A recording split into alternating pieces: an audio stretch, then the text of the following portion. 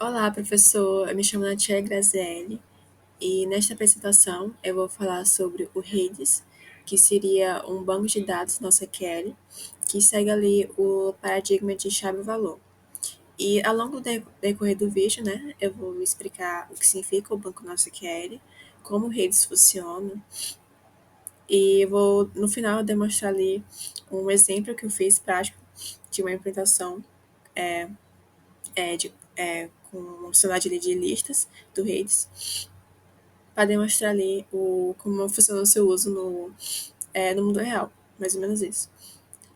E, bom, o que seria um banco no SQL? Antes de falar sobre o RAID, né, seria interessante, né, falar sobre o que seria um banco no SQL. O termo NoSQL significa Not Only SQL, ou seja, não apenas SQL. E ele se refere, né, a bancos que não utiliza ali o modelo racional tradicional, que são baseados né, em tabelas e relações entre elas. E esses bancos, né, eles surgiram ali com a necessidade de lidar com grandes volumes de dados e com a alta velocidade ali de acesso, né, que seria algo, né, que o modelo relacional não estaria conseguindo né, entregar bem. E existem quatro, né, principais modelos, né, de bancos de NoSQL. E, e entre as principais seria a chave-valor, que seria o caso do banco do RAIDs, né? Existem também bancos de documentos, como também de colunares e grafos. E, bom, por que usar o NoSQL, né? O modelo né, NoSQL ele é ideal ali para em situações onde os dados eles não seguem uma estrutura fixa, como em aplicações com JSONs, e até mesmo onde os dados ali ficam mudando com uma certa frequência. E outro fato interessante, né, que eu vi que eles também são úteis em sistemas distribuídos, que é onde os bancos eles precisam estar ali funcionando em diversos servidores ali ao mesmo tempo.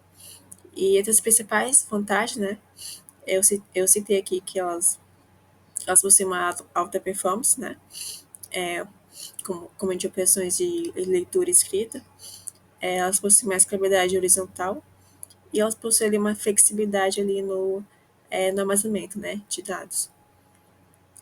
E bom, o RAIDs, né, ele segue ali o paradigma de chave-valor, que seria o mais simples e o mais rápido entre os modelos de NoSQL. E nesse modelo, né, os dados né, são armazenados em pares, né, que seria a chave única, né, e o valor correspondente. E, e eu citei aqui um exemplo de uma estrutura, que seria a chave usuário 1, que vai armazenar o valor, né, o mais específico, a string, que está escrito na shell. E também tem o contador, a chave contador visitas, né, que vai armazenar o número 105. E dá para perceber, né, que aqui visualmente, que é simples, né, a estrutura da chave valor, né, e de como o acesso dele, né, ele é feito diretamente pela chave. Eu vou demonstrar já já um comando básico, né, de como funciona ali essa estrutura nos comandos no Redes. Bom, e o que é o Redes, né?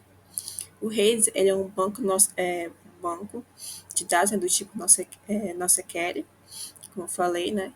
Ele implementa ali o modelo de chave-valor. E o seu nome significa Remote Distance Server, né? Ele foi criado ali pelo Salvatore Filippo em 2009. E uma característica importante do Redis é que ele é um banco em memória. Ou seja, os dados eles são armazenados ali diretamente na memória RAM.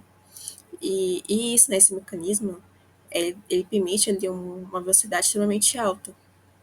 E é por isso que o Waze ele é eficiente por ser ele mata performance. Que ele faz ali que as operações elas levam ali apenas segundos, que é algo extremamente rápido. E outra característica é que ele é um código aberto, ou seja, ele é um open source. E além de armazenar strings, né, o Rails, ele também oferece ali suporte para estruturas como de listas, redes, conjuntos e também conjuntos ordenados. E bom, como falei, né, que é mostrar os pontos básicos do Rails, seguindo ali a ideia da chave valor, né. Eu vou demonstrar esse exemplo no terminal, como funciona esses exemplos na prática. Então aqui eu estou no meu terminal do Rails.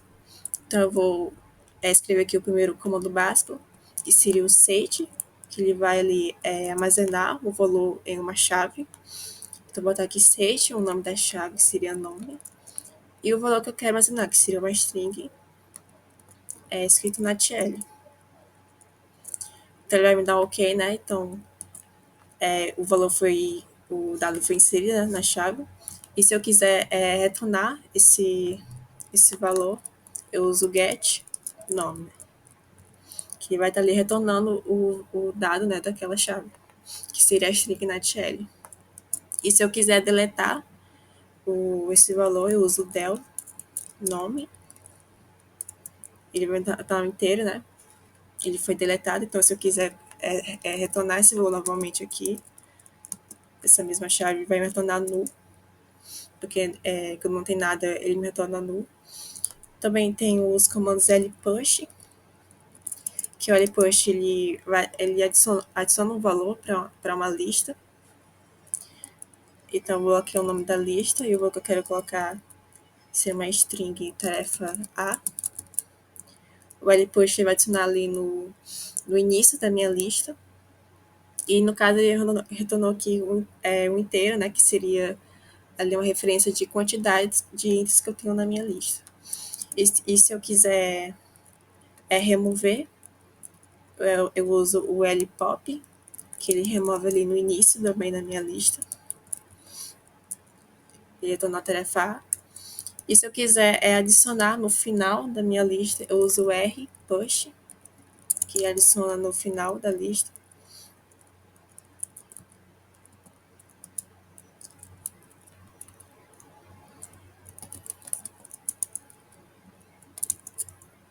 Eu estou no inteiro, né, de quantidades. E se eu quiser remover, eu uso o rpop, que ele vai remover no final da minha lista, que seria a tarefa A.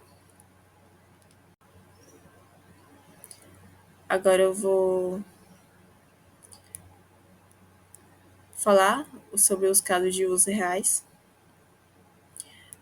O Rails, né, ele é muito utilizado ali no mundo real, especialmente em sistemas que precisam ser rápidos e precisam ser ali confiáveis. E entre os usos mais comuns são armazenamento de caches, né, de páginas ou APIs. Também tem sessões de usuário em aplicações ali web. Tem também a fila de mensagens, como envio de e-mails ou processamento de tarefas também. E tem os contadores em tempo real, né? Que seria como de curtidas, visualizações e entre outros.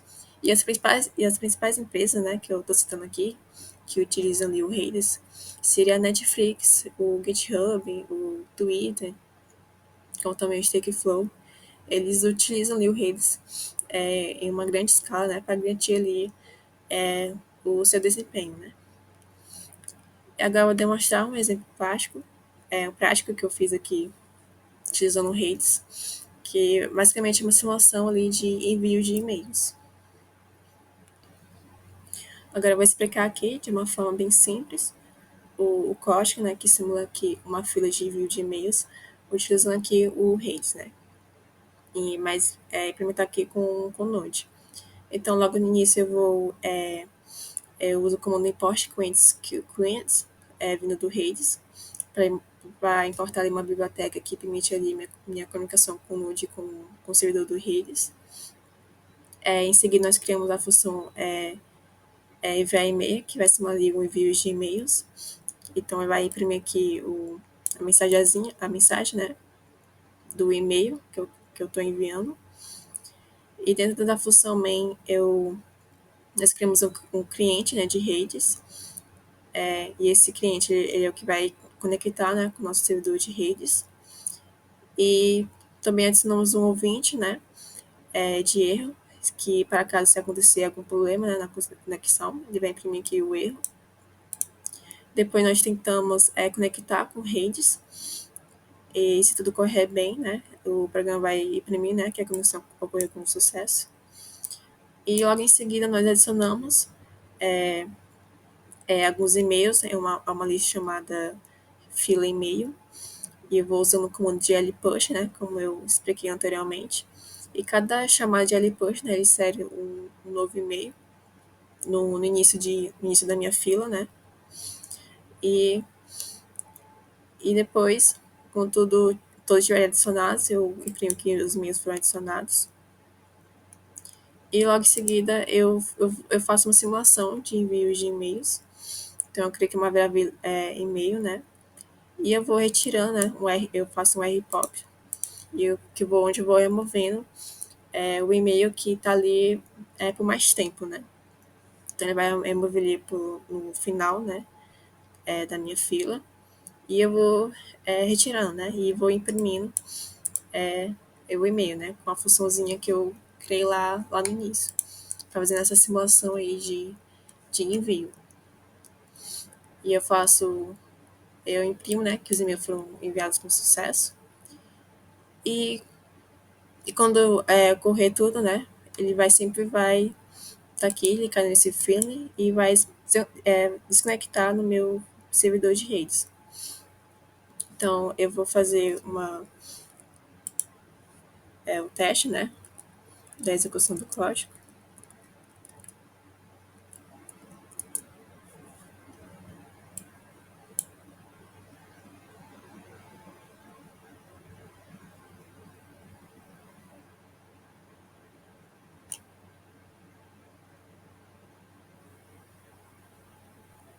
E como vocês podem ver, né, ele imprimiu, conectou aqui com o meu redes, ele foi conectado com sucesso, né. Depois meus e-mails eles foram adicionados, né, na minha fila. E eu fiz aqui a simulação que eles estavam, que foi enviado, né, um e-mail para os e-mails adicionados na fila, né. E depois disso, a minha conexão com o meu servidor de redes ele é encerrado. Então, basicamente foi isso. Eu quis fazer aqui basicamente uma simulação, né, de um processamento de uma fila, né, para envios de e-mails. Então é basicamente isso. Espero que esse vídeo tenha sido explicativo e agradeço pela atenção. E até mais.